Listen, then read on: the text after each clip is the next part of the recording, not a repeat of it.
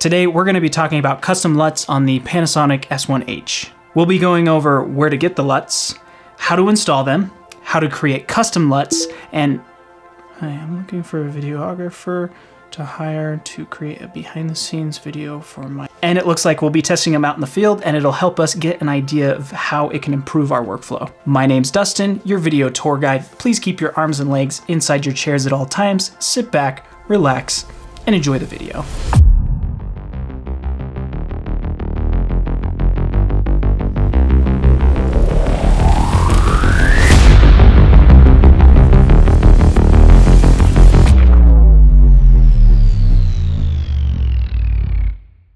First, let's go over where you can get LUTs. I'm not talking about just any LUTs. I'm talking about LUTs that are specifically made for VARICAM V-LOG, which you probably know by now, but the S1H has the same V-LOG that is in the Panasonic VARICAMs. Not V-LOG L, but actual V-LOG. Click the link in the description, which will take you to Panasonic's website. When you get there, click the Download LUTs tab, and you'll see a few different things you can download. If you're planning on loading any of these LUTs into your S1H, you'll need to download the .vlt LUTs. If you are just going to use the Rec. 709 that is already loaded into your S1H by default, then in post add these LUTs, you'll only need to download the e-e.cube LUTs. Once you have those LUTs downloaded, you want to import the .cube LUTs on your computer. If you're using Premiere Pro on a Mac, go to Applications, right-click on Premiere Pro, and go to Show Package Contents. Click Contents, then Lumetri, LUTs, Creative, and copy all the .cube LUTs into that folder. Now when you launch Premiere, you should find them in the Creative tab of Lumetri. I'm not exactly sure how to import them on a PC or through Final Cut X, so Google it.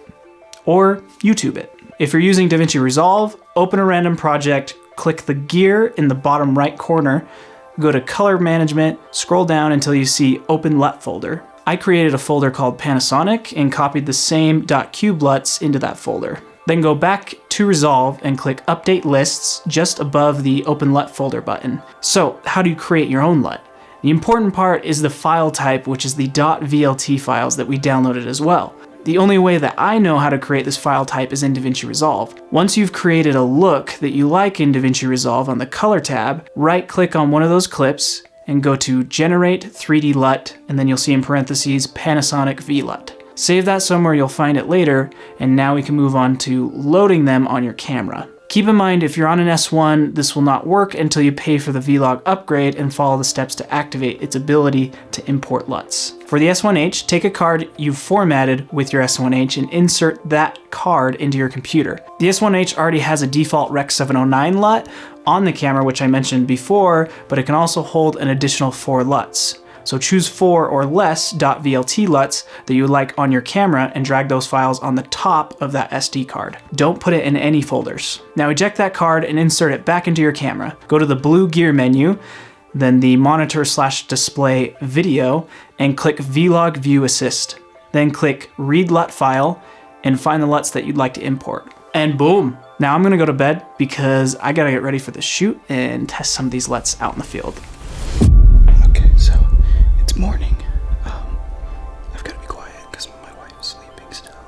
And same with my dog, so sorry if I gotta talk really quiet, I'm sorry. We've got everything we need, I think. I've got the Ronin, my lights, and a reflector, camera gear, drone, just in case. This is just a bunch of tools and stuff.